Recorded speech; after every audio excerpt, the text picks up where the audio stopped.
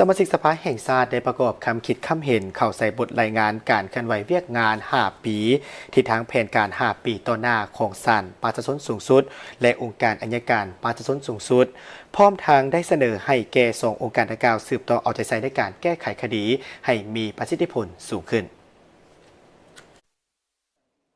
ในวันที่ 18 พฤศจิกายน 2025 นี้ซึ่งเป็นมื้อที่ 7 ของการดำเนินกองประชุมสมัยสามัญเทื่อที่ 10 สภาแห่งชาติสุดที่ 9 ภายใต้การเป็นประธานของท่านนางสุนทร สัญญักษ์รองประธานสภาแห่งชาติโดยบรรดาท่านสมาชิกสภาแห่งชาติได้สืบต่อประกอบความคิดเห็นเข้าใส่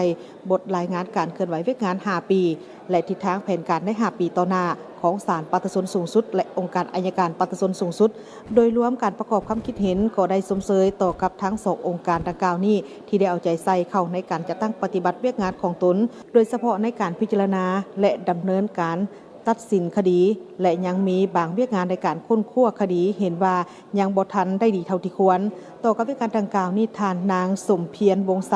สมาชิกสภาแห่งชาติเขต 1 นครหลวงวิจันทร์ก็ได้มีความเห็นและให้ทัศนะเกี่ยวกับการจัดตั้งเวียกงานใน2องค์การดังกล่าวนี้โดยเฉพาะคอมเมนต์ทางด้านเวียกงานศาลในการดำเนินคดีที่ผ่านมาเห็นว่ายังซักซ่าย้อนผู้พิพากษาจำนวนหนึ่งยังบ่ทันเข้าใจทางด้านเวียกงานอย่างนักแน่นจริงจังเฮ็ดให้การค้นคว้าคดียังบ่ทันครบถ้วนอีกปัญหาหนึ่งก็แม่นการสับเปลี่ยนพนักงานบนประจำการหลายเกินไป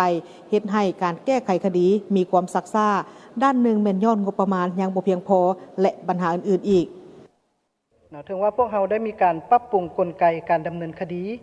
ปรับปรุงนิติกรรมเกี่ยวข้องจำนวนหนึ่งเพื่อเฮ็ดให้การดำเนินคดีนี้มีความว่องไวมีความสอดคล้องตามกฎหมายให้หลายขึ้นแล้วก็ตามแต่ในทางปฏิบัติตัวจริงเนาะการดำเนินคดีนี่มันซักซ่าแล้วก็การกำหนดเวลานี้ยังมีหลายอยู่ข้าพเจ้าคิดว่าการเนื่องจากหลายสาเหตุทั้งนอกตัวและในตัวเป็นต้นแม่นกฎหมายว่าด้วยการดำเนินคดีแพ่งเนาะที่กำหนดมูลค่า1ตื้อลงมานี่แม่นเป็นสิทธิอำนาจของศาลเขตแต่ในเมื่อก่อนนั้นศาลเขตสัมผัสส่งคดีที่มีมูลค่าเกิน300ล้านขึ้นมาให้ศาลแขวงหรือว่าศาลนครหลวงฉะนั้นมาตกอยู่ในช่วงระยะการปรับปรุงกฎหมายนี้จึงศาลนครหลวงหรือว่าศาลแขวงนี้จึงบ่ทันได้จัดตั้งปฏิบัติว่าตัวเองจะเป็นผู้ตัดสินคดีดังกล่าวนี่บ่หรือว่าจะส่งให้เขตตัดสินจึงเฮ็ดให้คดีนี้มาอ้างค้างอยู่ทางศาลแขวงหรือว่าศาลนครหลวงนี้หลายพอสมควรนอกจากนี้ยังมีผู้ถูกกักขังเกิน1ปีนี่นะโดยบ่ได้รับการแจ้งคำสั่งฟ้องนี้จำนวน247คนเนาะฉะนั้นข้าพเจ้าเสนอต่อองค์การอัยการประชาชนสูงสุดเกี่ยวกับการเพิ่มทวีบทบาทในการติดตามกวดกาการปฏิบัติกฎหมายอยู่ค่ายคุมขังดัดสร้างนี้ยังเข้มงวดขึ้นกว่าเก่าเนาะแล้วก็เสนอมายังทางภาคส่วนที่เกี่ยวข้องนะจงได้ประสานสมทบแก้ไขปัญหาดังกล่าวนี้อย่างรีบด่วน